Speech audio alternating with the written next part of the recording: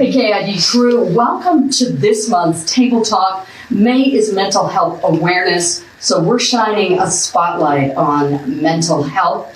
We have gathered around the table, we had some delicious food, courtesy of our friends at Gang Galpos, so a great big thank you to them. And now we're going to dive in just a moment to the issues surrounding mental health. But I'm excited to welcome a brand new sponsor for Table Talk. So a huge welcome to Grand Peaks Prime Meat.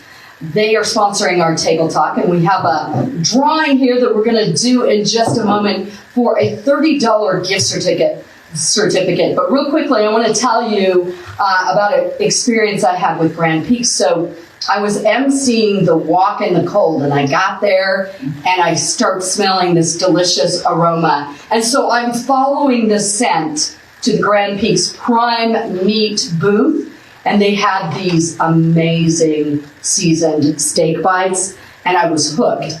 So I just could not get enough of those. And they sell those for $7.49 a pound. They come in 2-pound packages, all the seasoning's done for you. They have lots of great packages that you can take advantage of. The Hot Diggity Dog package, the Ultimate Grilling package, which as we get some sunshine, that's going to be perfect. And then they have heat and serve meals and also crock pot meals for busy families. So without any further ado, let me just kind of reach in here. I'm not looking. We'll pull one out. Let's see. Tyler Price, you're the big winner of this Grand Peaks Prime Meats gift certificate. $30 to enjoy at Grand Peaks. No. Can't be on Thank you. Well, the whole premise of Table Talk was born out of the fact that I really believe that when we come to the table and we break bread, there's something magical that happens, and we can have really productive conversations. So that's what this is all about. I encourage you to share your comments and your questions as you're watching this. We're going to begin right now with introductions. We'll start right here with Tyler. And as you're all introducing yourself, if you would just throw out a stereotype about mental illness that comes to mind. Well, great. I'm Tyler Price. I've lived in Eastern Idaho now for 15 years. I've been a small business owner. Currently, since January, started working for Tobin Restoration in their business development as their business development director. Eastern Idaho has been great for our family, and the sunshine was out, but it still seems a little cold for the time of year we're at. But I think kind of maybe a stereotype would be that when people are struggling, I think sometimes it's looked at, well, just get over it, just rub some dirt on it. You'll be fine. But I think the more that we look at things, that's less the case, because I think that's how it was when I was growing up, was, oh, you'll be fine, just get over it. So it's all you're just making it up almost. So anyway, to my friend Michaela. Hello, so Michaela Matlack. I'm the president and CEO at DWI, formerly known as Development Workshop. I have been with the organization 19 years, and I'm happy to be at the position that I am to support those with disabilities and those who are disadvantaged. Through DWI, we say disadvantaged because disadvantaged can certainly mean those individuals who may have some difficulties in finding employment or having everyday life skills due to mental illness and or developmental disability. So it's a great field to be in. I think I have found over the years that people tend to shy away from saying that we should utilize medication for mental health illness, and so a lot of people will not get the support that they may need because they feel like they can handle it on their own. And my personal experience is that some days I don't know what I'd do without it, because it helps me be successful and be able to be my best self. So I have a hard time with that notion that we should not medicate ourselves. And Tina. I'm Tina McBride. I'm the Executive Director of Domestic Violence and Sexual Assault Center. I have been in that position now for 30 years. I started when I was 20.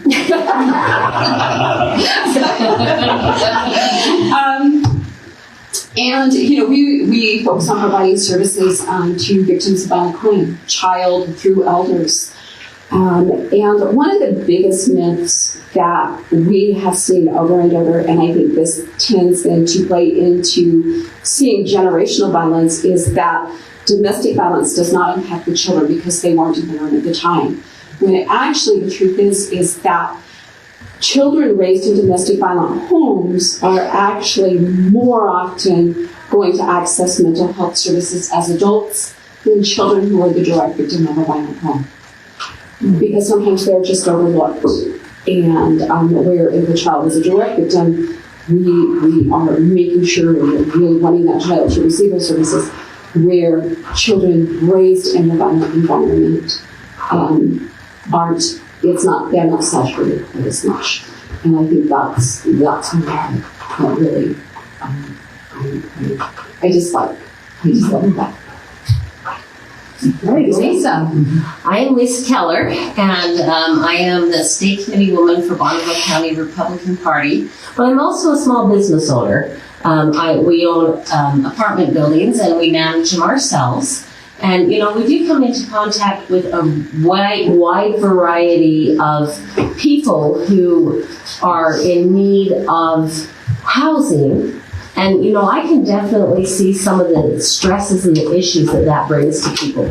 But also in my family, we have definitely had a lot of, I come from a big family, so we have seen the mental illness that has crept up in different members of our family. And one of the things I see that is probably a hard stereotype to get over is that depression is a woman's disease. And, or that mental health issues are primarily for women. And I think that is destructive in two different ways. First of all, it kind of demeans the woman who's going through that. And second of all, men get ignored. These teenage boys in our family who have had struggles and adult men in our family who've had struggles get ignored.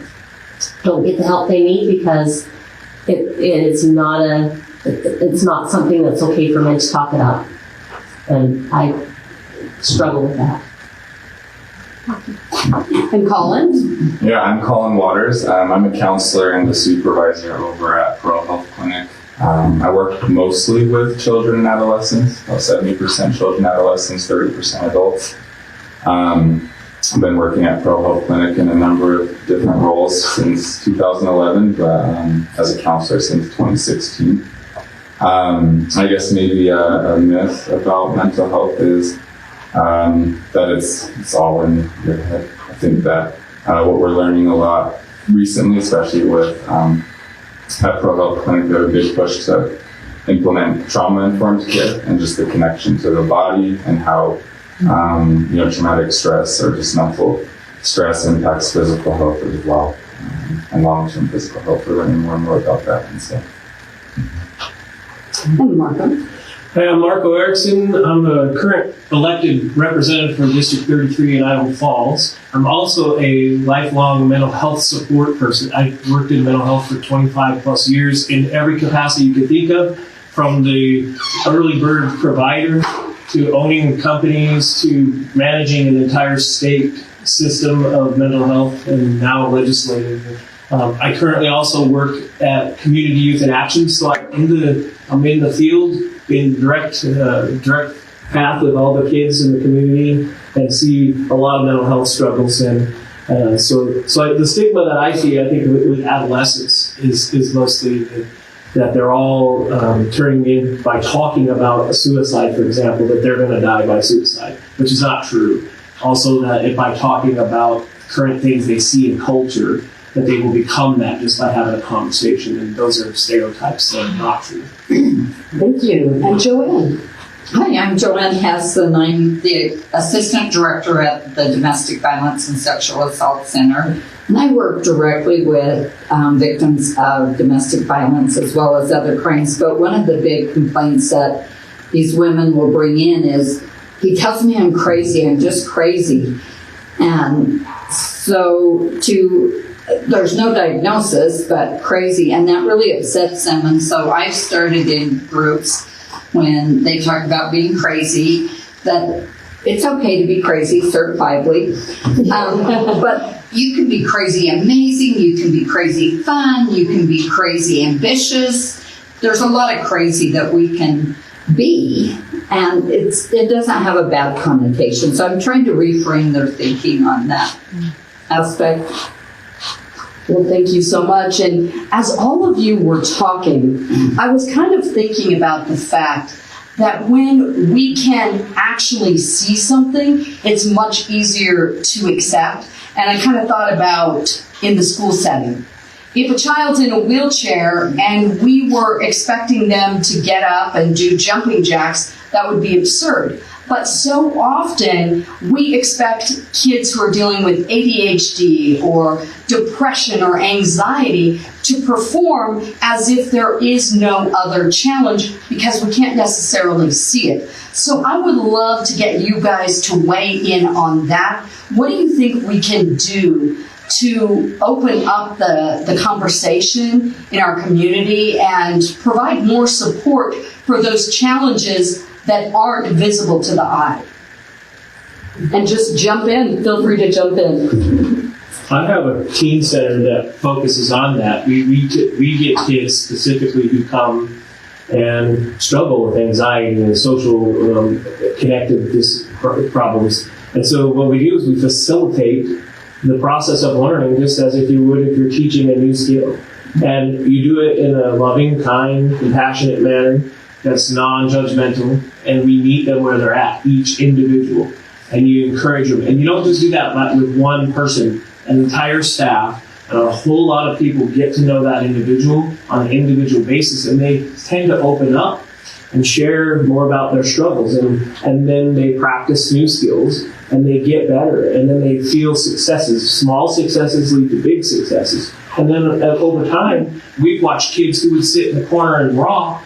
Now they're out on a stage in front of 700 people like it's no big deal. So it's just a process of learning and trusting and believing in yourself and seeing that others see your potential. And that's not the answer to everything, but it really does help in a big way in our community locally. Well, I think you're so right. We've got to get to a point where we are thinking outside the box and we're not trying to have education or life experiences in the workplace be one size fits all. I think we have to recognize that everybody's journey is a little bit different. Anybody else have anything? The concern is that, neurodiversity is certainly a very fast-growing population. Yes. It's happening more frequently than ever. And the problem is that we all think there's this perception that it's going to take a lot to support them. But in reality, it's simply compassion and empathy and just opening dialogue. Like you said, when someone is struggling, it's not because they're being defiant. Because a lot of times, too, you just assume when you have an employee who doesn't show up to work, or you have an employee who doesn't seem to be functioning at the level you want them to, that they're just being defiant. But really, if you just open up the conversation to say, is there something I can help you with? You will find out that they are struggling with some sort of mental illness or a unrecognizable disability, and the support to them is very simple. It's just being willing to adapt to their needs, and no one wants to talk about it. Such a great point. I mean, you're exactly right. That is kind of the situation where we just say, pick up your bootstraps, as what you were talking about earlier, Tyler, and get over it. But I love that you're saying, let's expand that conversation and find out the small and simple ways that a few tweaks here and there can allow people to be successful right where they're at. Yeah, I think our community has these resources here. And then something Michaela, I think, does a really great job on is getting out and networking within the community so that people know her. Glenn does a great job as well. And so that's going to be part of it, not just sitting back and waiting for people to show up. The community has to embrace it, but you got to get out and know the business owners. You got to get out and know, whether it's through the Chamber of Commerce or through some of the networking events, because from there you'll meet people that will they don't want everybody to know their business, but they will start either going themselves to get it or get their kids or whatever. So building relationships, and again, I'll just speak to what Michaela does. She does a great job of that. So Relationships are so key.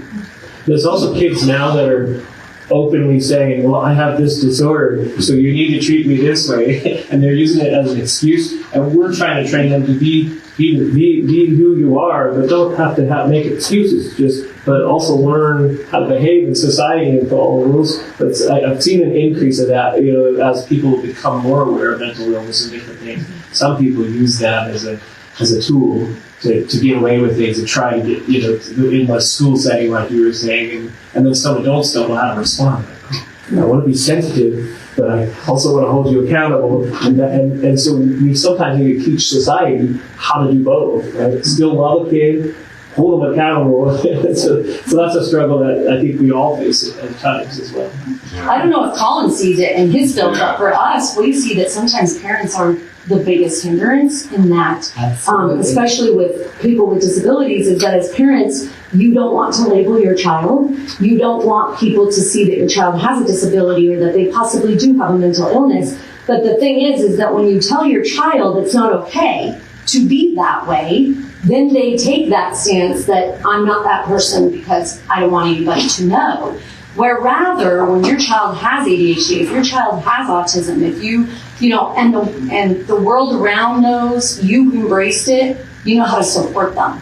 But if they hide it because they think it's wrong, then they're not asking for the support they need. So I don't know if you see that in your field, Colin, but we see a lot of that. And I think we've talked, the word like relationships or connection has been used a couple times, and I think that's kind of the key, whether it be parents connecting with their kids or the schools, the teachers connecting with the kids, because whether if it's defiance or it's ADHD, I think there's meaning and purpose behind what we feel.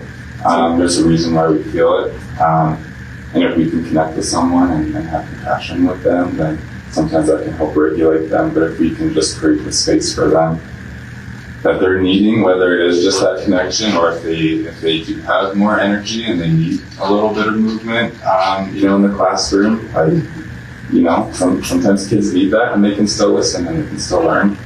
They just need that space it's okay to exist this way in this space. And I think connection's like you said, the key. Mm-hmm. And I'd like to say one of the things we just were discussing is mental illness. Mm-hmm. ADHD is not an illness. Yeah. It is a condition and this type of thing. But even at that, so just a brief story about me is that for 14 years, I had an autoimmune disease. And for 6 years, it went undiagnosed. And I got told, pull up your bootstraps. I got told, people can't just come in and help you every day. You're going to have to learn to do it. I got told by doctors, and my husband got told, well, maybe she's just a hypochondriac and maybe she needs to this or that or something else. And then I got the tests back that showed the diagnosis that I had all of these things going on in my body. And I sat down and cried because somebody took me seriously. Mm-hmm. And so these things, so an autoimmune disease, I guess you can call it an illness. It took a lot of years to get over it. But mental illnesses need to not be saying, you are wrong, you are bad. They need to say, you have a condition, here's what we can do. Once I got diagnosed, then we said, here's what we can do, and empowered me greatly to get over this autoimmune problem and be able to live a life. But until I got somebody to take me seriously and give me some tools, and I feel like, with mental health, a lot of people just don't have the tools. My diagnosis was really out there. It was not a common diagnosis. And somebody had to help me find it, and give me the tools. And I feel like with a lot of these people with conditions, neurodiversity, or whatever it may be, whether it's as big as a bipolar or, whatever it is, once you have tools, it makes life a lot better. And I think really educating parents to to be able to help their children, like ADHD. Anybody that's had a child that's that, it's really hard to go through. And as the parent, it kind of falls on you to help navigate what they need to. I had a couple of kids that had it. I had it. And so teaching them ways to cope, ways to manage it is really good instead of, well, my kid has that, so just let him do what he wants to. And maybe they learn differently. Maybe they don't learn the normal, read the story and then tell us, answer the questions. Maybe they have to read the questions and then find it in the story. One of the things, like back to your point earlier, when you talked about how you physically cannot see mental health. Look, we've been changing on the word a lot to brain health, because the brain's an organ, and people understand, like, when your heart health is not well, what to do about it. We're getting better. If you think about neuroscience and mental health science, it's one of the younger of all the sciences that deal with the human body, because they're just now having technology and learning how to work with the medication and all the different things and the brain scans and the new technologies we have. It's growing by leaps and bounds, and people are understanding that brain health a lot better. It's just very complex because it's such a big system that controls so many things in the body. So we're using that word brain health like it's mental health, and it's helping people to decrease that stigmatization, because it is a real thing that we're talking about. I love that, because think about it. If somebody has a heart condition, we don't say snap out of it, it's in your head, get over it. But we tend to do that with other kinds of struggles. So perhaps putting it in that lens of this is a brain issue, we can't expect people to just snap out of it because there's something real that's going on. And I think it falls on parents a lot too, because you know what? And as you said this, Marco, it really hit me. All the best parenting techniques in the world cannot change brain chemistry. They can certainly help a child to thrive in spite of it, but there is no magic, okay, you do this and now guess what, your child no longer has that. And I think we still are at a place where we put a lot of undue pressure on parents to say, well, if you just parented better, then your child wouldn't have this issue. I think we all, I'm not the youngest in the room, but I'm probably, there. But I do have a graduating senior. And if anything that I've learned, and my husband and I, we talk about this all the time, because he'll say, well, when I was a kid, and I always have to say, you just stop saying that. Kids these days have no idea. They have no relevance to our lives and their lives now, because they're completely different. The world is different. They are not, my kids have no idea what life might have been back then. And so you can't say, well, when I was a kid, we do this, because it's just not the same world. And social media has certainly put a very different spin on children's and the youth's life. And so for me, what I've learned with my child is just open communication and that holding her accountable. When she has a struggle at school or something, and the first thing I always say is what was your part in it? What could you hold yourself accountable? She's like, why do you always say that to me? Like, because you have to take accountability first for your own actions. Then you can talk about what's happened with the other person. But you have to communicate with that. And so often, I have a teaching degree. I taught 1 year and never taught again, because the parents were the hardest people to deal with. And I said, I can do this, and working with adults with disabilities is the best thing ever. They're the happiest people in the whole world. They come to terms with who they are, and they just value the simplest things in life, So youth today, it's a hard place to be. Yeah, I think what you said, like when you say that to your children, like when I was a kid, I think kind of the inverse of that, like we don't know what it's like for the youth growing up in today's world either, and how challenging that might be for them to navigate. But it's a crazy world, and it keeps on moving in that direction. And for our youth who are just in that identity formation stage, teenager, that's hard. And I think something you said, when you taught, the hardest to deal with was the parents. Well, my baby is 28 years old, so I'm on the far end of this thing. But I think the parents that we have now that are dealing with a lot, we've seen an increase in the autism spectrum, people being on the spectrum. We've seen a lot of increases, and I can't say what that's about, but I think that we're living in a crazy world of all sorts of things, and these parents now of these children are not being given the tools either. And we have to figure out how to help parents. And again, same thing, we have to hold parents accountable for parenting their children. But only if you're going to give them the tools that, you can't just throw them under the bus and say, if you parent, better. You have to give them the help that they need. And I don't know, Jolene said there's something magical about breaking bread together. Wouldn't it be magical if somehow we could help parents be able to have dinner with their children? I have one daughter who can't have family meals together because of her work schedule, her husband's work schedule. They can't have family meals together very often. And I wish I could step in and give them the chance somehow to have family meals together, to talk to their children, to be engaged with one another. But what a tough world they live in, that both of them have to work.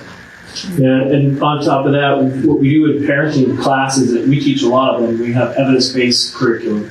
And part of that is having the families sit down together, so they come to us, and then in those hours that they set aside that time, they get to have dinner, and then they go and we separate the families and we teach the parents certain skills and the kids certain skills. Then they come back together at the end of the night and practice those skills and go throughout the weekend. It's a long 14-week class. But I've taught several different parenting classes over time, but that's part of what we do is because people are not learning those skills, and economically it's so tough for just one parent to be working and the other not to anymore. It's going away. It used to be a big norm, and it's a struggle. And on top of that, you have how your parents parented, because the previous generation, if you think about the boomer generation, there was a lot more spankings and slashings, and then they learned that style, and that's not working with current kids. So we're back to what we were talking about earlier with relationship building. We now train parents how to say something that you set limits and you hold them accountable, like you mentioned, but we also do it with kindness and respect in a way that's bringing people closer together instead of pushing each other apart. And it also goes back to what you talked about with the way the brain works and the neurons and the way they fire inside. The way a parent reacts in a certain circumstance can actually trigger a various dopamine, oxytocin, serotonin, and endorphins that are the good things that bring you closer to people. Those are chemicals our brains all have naturally at different levels based on how we're made up. And we call that dosing: dopamine, oxytocin, serotonin, and endorphins. So I love that little acronym. But we want to produce that rather than produce the cortisol, which is the opposite, right? For those of you who know, when you have a lot of anxiety and stress hormones, those are the ones that cause you to have heart disease and other problems and other physical effects. And the more a parent is like belittling a child in front of them, the more likely they're going to have those hormones hit instead of the positive one. So we understand that through science, and that's really fun to teach people the actual skills on how to make that happen. There's a movement also. I serve on the Idaho Children's Trust Fund Board, and each year in March they hold the Strengthening Families Institute. And one of the presenters presented, and the term she used, because we all, especially in our professions, talk about trauma-informed. Working with trauma-informed, the impact trauma has on somebody and stuff. And one of the presenters moved it to another level and said, becoming a healing-informed community. And what does that take? And because when you talk about social media, the scope of what most of our worlds were was our bicycles, our blocks, our parks, our families, our neighborhood friends, and our school friends. And the backyard today is so much broader and so much bigger. And trying to protect your children from whatever is out there, But I think sometimes too is then we're wanting parents to have new skills, but we're not giving communities new skills. And as communities, we need those skills too. We need those skills with adults who have mental health issues. Children who, it may not be a mental health issue, it's a behavior issue. Sometimes with adults, it's a behavior issue. Like sometimes in the DV realm, what we see is you may have a victim with a mental health issue, but once they make that choice and they leave that situation, and as their life becomes more stable, that mental health issue, it was situational. It's not going to impact them forever. And so they can move on, but they need also that healing component and that support through their community, however big and broad that community is, for them to be able to get across that bridge. And I think sometimes we pick certain silos and expect that person to fit in that silo, and then we expect that silo of people to fix them. And really, it comes back to the community and how are we addressing and supporting. Because if you are supporting people with mental health issues, imagine what kind of growth you're giving to your other general population. That's where we, at DWI, that's our biggest thing, is understanding that when we're out there looking for employment opportunities for individuals, whether being developmentally disabled or being someone who's disadvantaged, we're not looking for the cracker box, go out, find a job ad, and find the person that's going to get the job.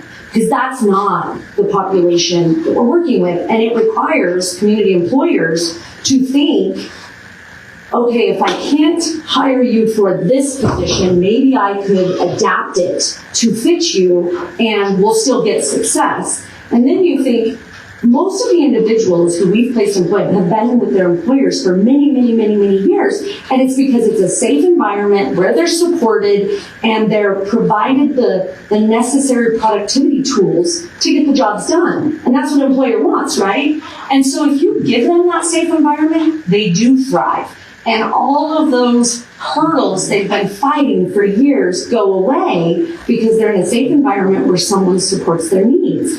You cannot always find someone to fit your jobs that's 100% everything you need. That's not ideal. But you're exactly right. At the same time, our employers are not necessarily equipped to understand adaptive technology or productivity tools or the things that are going to be needed to help an individual be successful. So we're asking a lot of our employers at the same sense. But that's why there are tools out there in organizations like ours to support those individuals. And at the same time, as an organization who does support populations with disabilities and disadvantage, there is still that stigma that we're a place that only houses those individuals all non-inclusively. But all of us know we want to be around people like us. We want to be around people who make us feel safe and who understand who we are. So it's not a bad thing to have all of us wanting to be with our people. And sometimes you get really negative comments about that. Even people who are healthy, they thrive because of people that are they're surrounded with. Yeah, yep. They do. Yep. You grow, you thrive. You move beyond a survival thing or whatever. So, yeah. Well, there's science behind that too, because when you talk about adverse child experiences, everybody's heard about the ACEs score, and the higher the ACEs score, you're supposed to have less health outcomes and less, overall mental health. And I used to say to people, well, wait a minute. I've met several people in my work, in my practice, that have had really high ACEs scores, and they're doing fine in society. What is that? So over time, they figured out that the PCEs, which are called positive childhood experiences, with your community, like you said, and your neighborhoods and the people around you, with teachers and society, the whole community, when they surround you and take good care of you and make you feel proper, and you can have 2 to 5 PCEs offset one really bad ACE. And so that's why they have resilience, and that's what you guys generate with the community and really understanding and working to help those kids. Okay, Marco, so you are all, well, probably not kind of, yeah, you and me. We're not. I'm crazy in my own way. It's not bad. Oh, in our house, You know, we always say in our house, man, we love a weirdo. That's our people that we surround ourselves as weirdos. But you said ACEs. We've all heard of ACEs. No, we haven't. So tell the people. Well, ACEs are adverse childhood experiences, and it's a scale. There's a 10-point scale. It's a very simple test people take. And witnessing domestic violence in your home would be one of the scores, or drug use, sexual abuse. That gives you 1 point. They're each 1 point. And what they found was, and the reason they did this research is there was a researcher, and they were like, why is this certain group of people having more adverse health outcomes? And they just did some research, and they found that those 10 things were in common. And so there's a list of 10 things, and 1 point for each one of them you had in childhood. And with the internet, you can probably any of us in this room could go take that test and help us with our own healing journey. And what you will find out too is that ACE scores don't just pertain to like violence, death, the death of a parent, the death of a child, divorce, anything that creates a form of trauma. And here's the thing about trauma.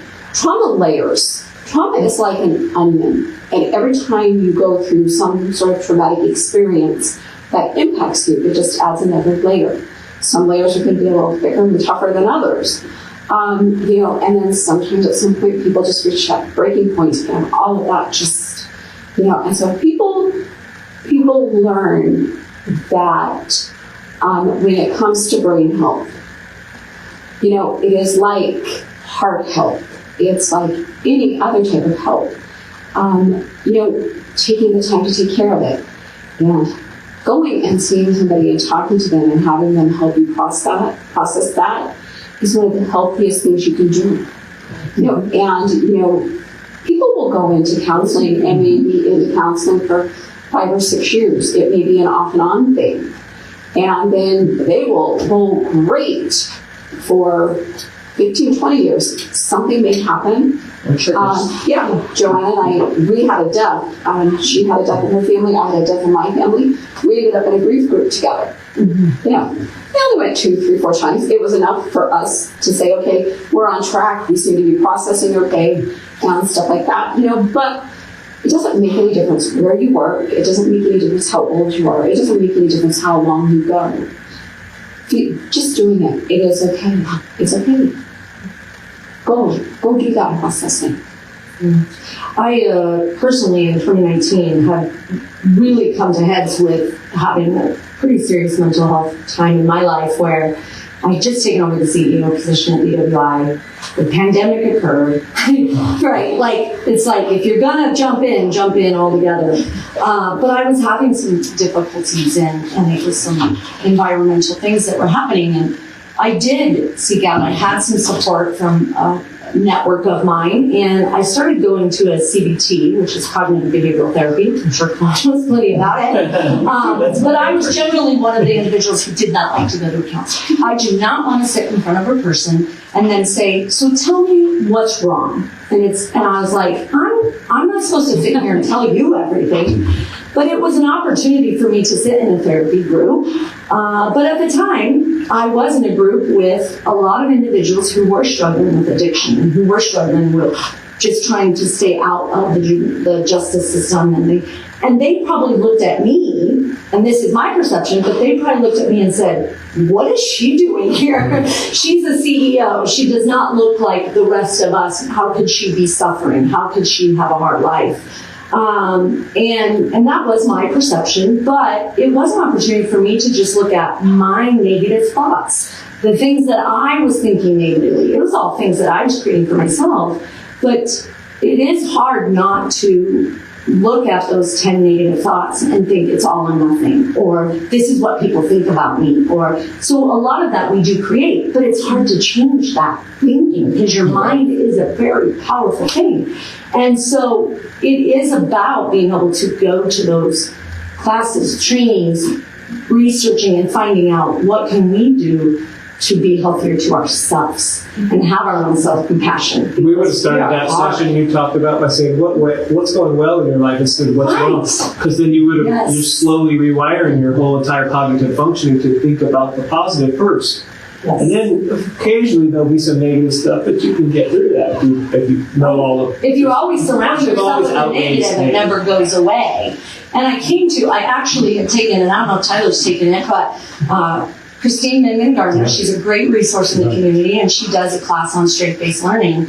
And I just happened to take the class at the time and learned that my number one strength is harmony. Oh. And at that time in my life, nothing in my life had harmony. And I was like, okay, this makes sense. Right? But just learning that about myself, I was like, I have to get more harmony in my life. I have to take out the negative and bring in what's good. Made a world of difference just knowing that about myself.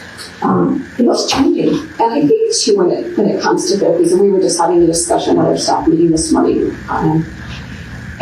because we had crime victims compensation come in and talking about the different types of therapies. Not all therapies work for every individual. You know, there's equine therapy, there's Reiki therapy, there's lots of different therapies. Yes. In my garden. Actually, you're putting your hands in the soil gives you microbes that are good for your brain. Yes. Barefoot therapy. Oh yeah, I love No it. shoes. Vitamin D from the sun. Yes. You know, but I have a friend that was retired law enforcement, was shot on duty, survived, continued, but still now has some sleeping issues and stuff from this shooting. He has PTSD.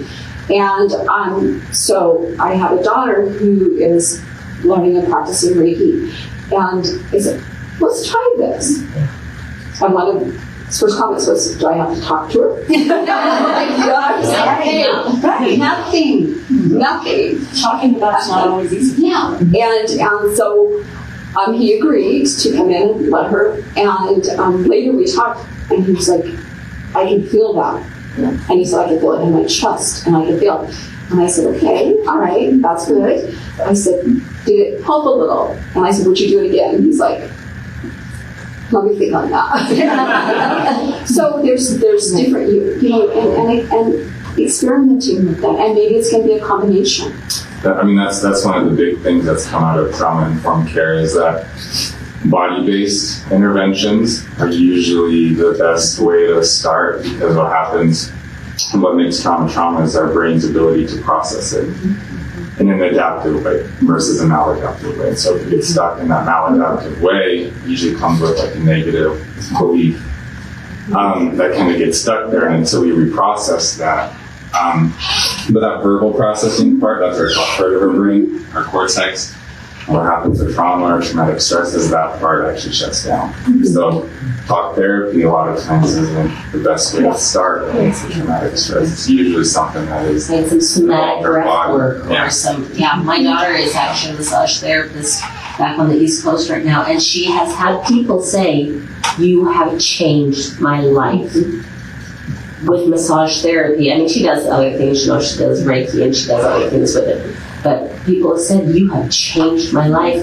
And I feel like that would be something, I don't feel like that is in our community as well understood either. No. That we have the options beyond just talk therapy. And we need it. Yeah, it's that is an area where it's like people are like, oh, those are the strange weird people. Our daughters are the straight. And really, you know, it really is. It is a combination, and it's what you are comfortable with and what helps you get through that layer of whatever you're trying to work through. You know, and I've always been one to say this too, is that if you are going to a counselor and you leave a session every time happy, go get another counselor. You're not doing the work. It should be a little harder.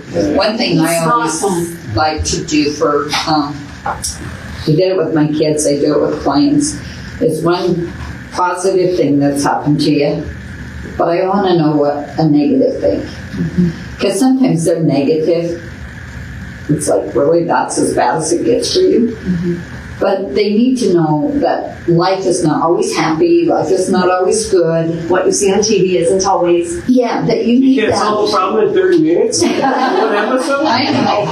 But, just letting them know that that's an okay thing to do. We were talking earlier about the family connections, sitting around having dinners together. My kids really hate to come home for dinner because I don't have enough table space. First off, we set one table, so we have little card tables set up. And so when you're at your table, you have to find out something new about each person at your table. And then we come back together as a family, as a big group, and we talk about that. What did you learn? And it just helps keep us connected. Who's doing what? I have one son that thinks he's kind of funny, and so he chose to sit at the little kids' table. And he came back and he said, that was too much information. So we can teach our kids to be more open just by starting practices at home, starting to help them open up. And we had family reunion at our house this last weekend. We actually have Christmas in May because Idaho is getting in. We put up the Christmas tree and we got our Christmas jammies, and the cousins all gave each other gifts, and that was a great connection without the stresses of Christmas time. And one of my daughters brought a game called Get to Know Your Family. And it's like, which one of your family is the most likely to? And boy, that was funny. That was a lot of fun to say, which one of your family members is the most likely to, get new pets, but then also, which one is the one most likely to ask you to hide the body? That type of thing. And just brought up. Playful. Just playful. Yeah. Definitely playful. And that was really great. Something that I think is really important for people to have, and I had this with two of my sisters and my mom. So when my mom passed, my sisters inherited me, and that is a safe place. A safe place, a safe person that you can go talk to. And it doesn't have to be a family member. It's just somebody that you can go talk to, and you will get the support you need. You will get honest feedback. One of the things that I would say to people, though, is honesty with brutality is abusive. Somebody who's going to talk to you openly and honestly and provide you support, but they're not going to share. They're not going to gossip about you. They're not going to take it and spread it wherever. And everybody should have a safe place and a safe person. It doesn't have to be a professional person, but just that time, that space. Yeah, I think real, genuine, changing therapeutic experiences are truly best if they happen in their community with those people that you're talking about versus inside of my office, right? And I love that you named playful because I think, since we're talking about children and adolescents, especially the younger kids, that's their language, that's their world is to play. And I can't tell you how many times I ask parents, how often do you, get on the floor with your kids and they have to think a while. Put you on the trampoline. Yeah, but that's what they need is that's how kids connect is through play. And so just creating those kind of spaces that gives them that person. Well, even sometimes as adults, I think Adults have that same we get so what should be appropriate. Between my children and my grandchildren, we have enough to create 2 kickball teams. So we can play kickball. And things like that. It's we don't always just have to sit and have a conversation.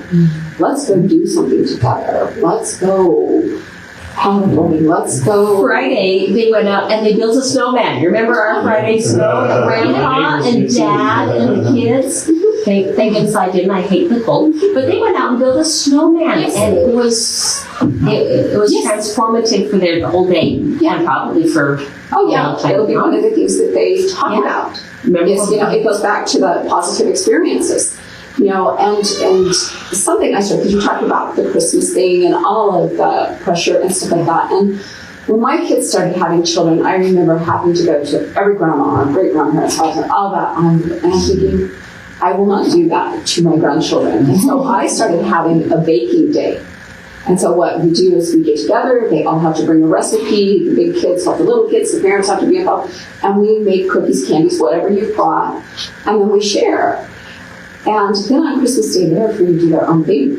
And that is one of the first things that my adult grandkids ask for now. It's like, when is going to be our baking day? We need to get that on the calendar. So those are the things that they're looking for. And that's the things, they said, you talk about toys and gifts. And I asked my older kids one day, I said, what was the greatest Christmas gift you got?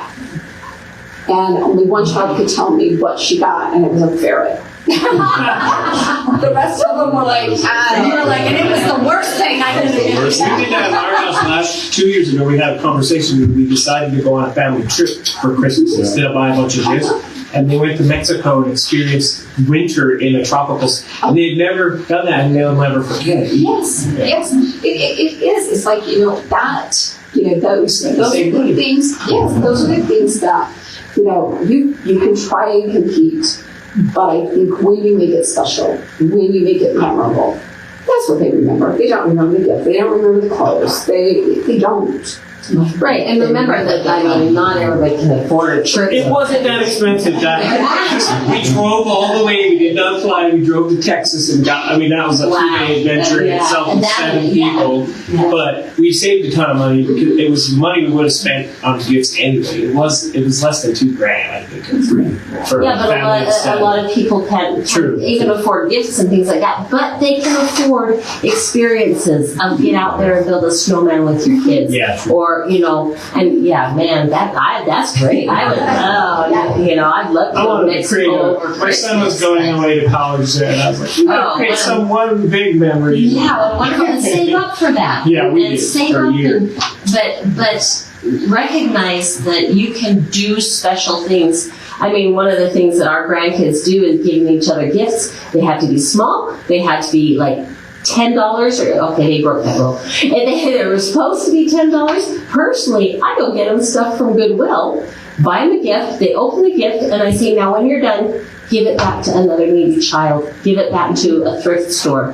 And, you can do things like that are maybe more creating experiences. I think we have to get back though to No, go ahead. well, it's just listening. Like we ask people, how are you doing? How's it going? But if you're not willing to sit and listen and be prepared for what you might get, then you can't ask the question. But even as society, we answer, oh, I'm fine. Right, it's true, yeah. And it's because, but once they trust you and know that, okay, someone actually does want to listen and someone wants to care, and it doesn't mean I'm going to have the answer, but I've at least lended that listening ear. I think that says a lot about just being able to, I hear what you're saying, I'm sorry you're going through that, and what can I do? We still have to be active listeners, and that's not happening as much, I think. I love that so much because we tend to feel an obligation to fix it. And sometimes all they really need is that listening ear. And Michaela brought up a point early that at DWI, all those people that we kind of look at and take pity on, right? They're having a good time. They're living their best life. They are. So it would be interesting. They love their lives. It would be interesting to see a study on that, because where you have 70% of your are kids and 30% are adults, how many of them are Down syndrome? Not many. I don't work with any population. Yeah. But even if we look percentage-wise, so that would be interesting to learn from that demographic to say, why are you happy with the challenges that you face? Because I've been there a couple times and they're having a good time. So. But in any school district, if you walk into any school now, and what I think kids are dealing with is that you do have your neurodiversity population that nobody's looking at you and going, you have, there's opportunities that you need assistance, or you need this, or you need a friend, But if you look at any individual who has a developmental disability physically that is very identifiable, they are usually one of the most popular kids in school. Everybody loves them. Everybody wants to support them. We should be supporting everybody the same way. It is not that just because I am quiet, or I sit in a corner by myself, or you see me stemming for whatever reason. I'm constantly on movement, and people might look at me and go, what is wrong with her? I mean, I had the doctor the other day, like, are you in a hurry to go somewhere? I'm like, no. It's like, well, you just keep, I'm like, but that's just who I am as a person. It doesn't make me different. It's just who I am. So I think that's the hard part with our youth today, is when you're trying to fit in, but people don't understand who you are on the inside. It's not just outside. And man, we have a diverse world of children these days. So What if we didn't have to fit in? exactly. What if we just were? Yes. Because I think, imagine if you took all the pressure off of trying to fit in, trying to, and you just be. Yep. Just be. Because, when you are talking about working with the DV population, with medically, beyond if they're using, if they have medications, procedures, or things like that, how many of them are not on high blood pressure medication? Mm-hmm.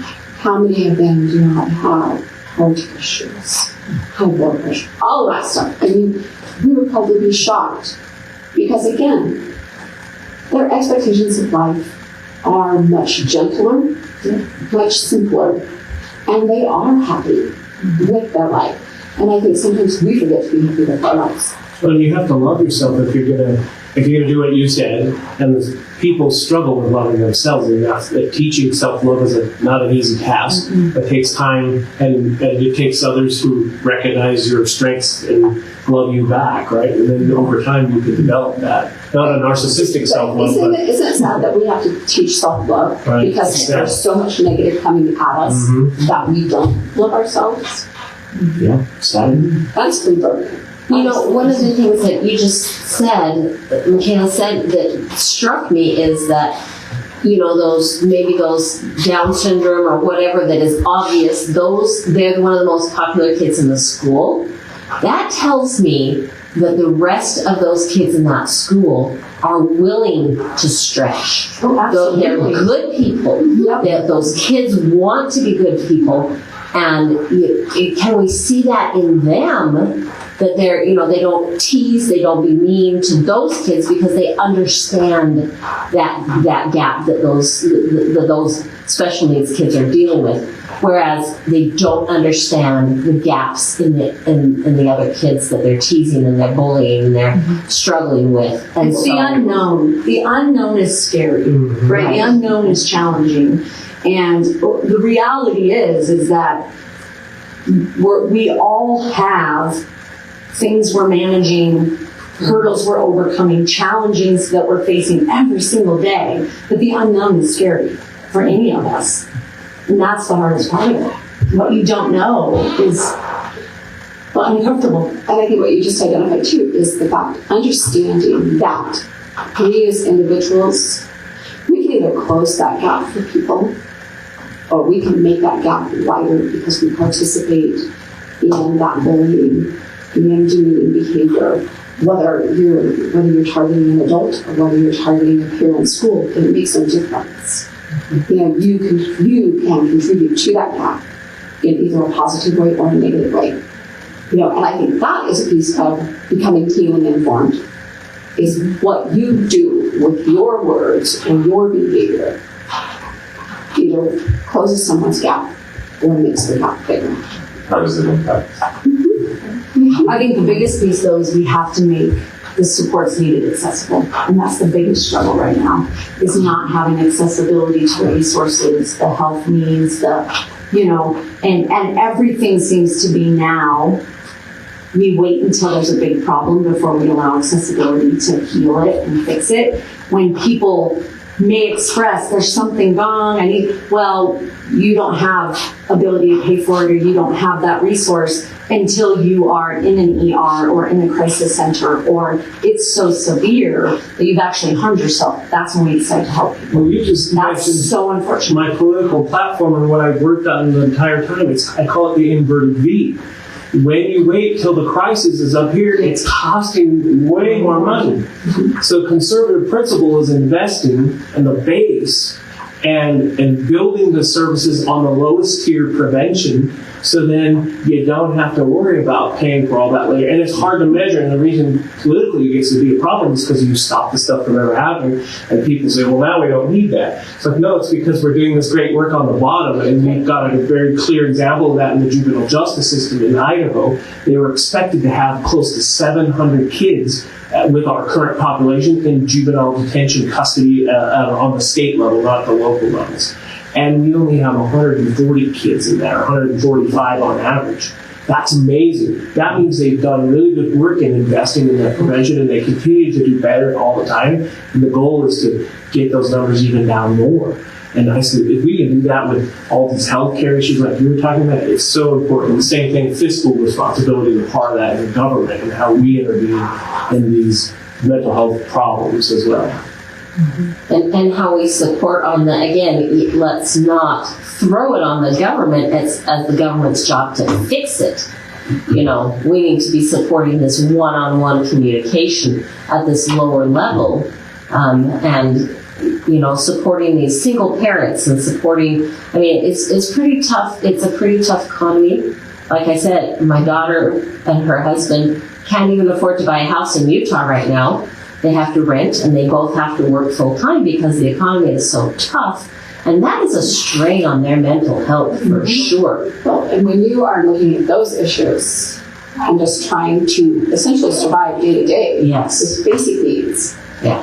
when it then starts to come to, you know, medical health, Yeah, you can't mental afford it. health, you can't afford it. Right. So Nor do you have- someone has to step in. Right, you have these huge gaps. And so then it's like, okay, as long as you again have those gaps, you can have those challenges. Because like you're talking about, you know, juvenile justice and what you're seeing there.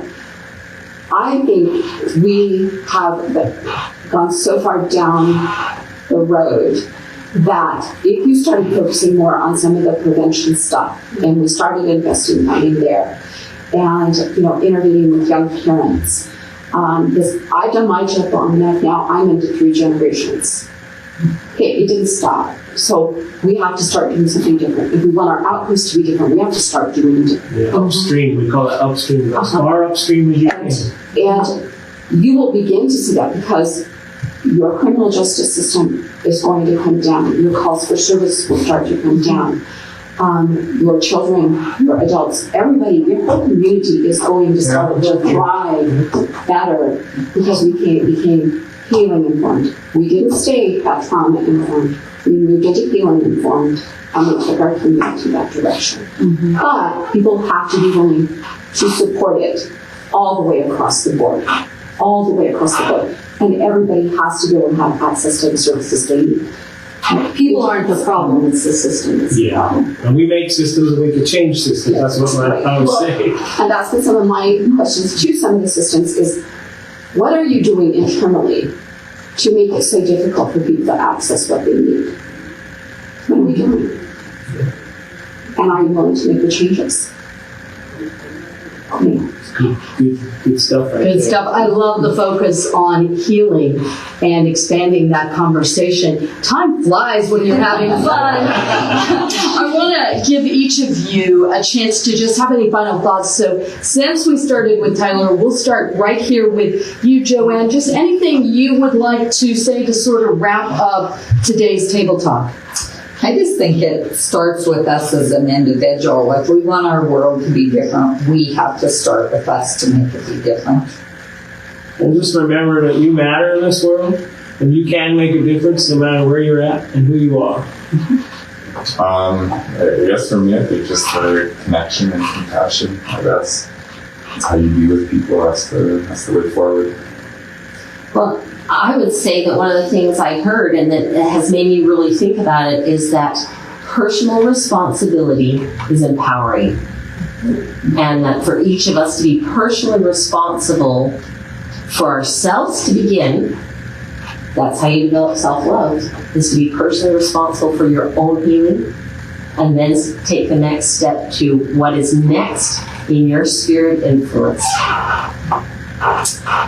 I think my thought process is that anytime you want to work on making change, especially if you're looking at something that is very broad, it is going to be a journey. But here's a whole table of people willing to participate in a journey. And you don't have to do it alone. Yeah, just to kind of put that, I was going to say that same thing, Tina. There's lots of resources in our community. Many not-for-profits, that's all we do is focus on supporting people, social health, and just the human nature of what we can do to help. So the resources are out there. Tomorrow is always a new day. And so all those struggles, you really can't think so far ahead that something happened today, so now my future is ruined, that we really have to just put one step in front of the other. And I've been there, I've done that, I know how hard it can be and how hard it seems, that there's never a light at the end of the tunnel, but it's that one step and reaching out and finding the resources. Yeah, I'd say I believe that we're children of God and that we all have self-worth and we're good enough, and sometimes we beat ourselves up worse than anything else, and being crazy is not a bad thing. Right? We're going to take that. We're going to take that negative word, and it's fun, and everyone should go and visit the DWI because those guys have a good time. They figured it out. They figured it out. I did not plan again. Or No. Yeah. You treat him with Ken under the table. Well, thank you all so much. And just to kind of wrap up from my perspective, as you've all been talking, something that has kind of really come to my mind is that power of connection. And Brene Brown says there's a difference between fitting in and belonging. And I think we confuse the two sometimes. Fitting in requires us to really change who we are, but belonging requires us to come as we are and to be who we really are. So I really think that if we can kind of highlight the fact that there is a difference between fitting in and belonging and really elevate that definition of belonging, I think it's going to go a long ways. Thank you to our friends at Gandolfo's. Wasn't that lunch incredible? Yes. Very good lunch. We appreciate them. And I just want to throw this out. KID News Radio's Table Talk is brought to you by Grand Peaks Prime Meat.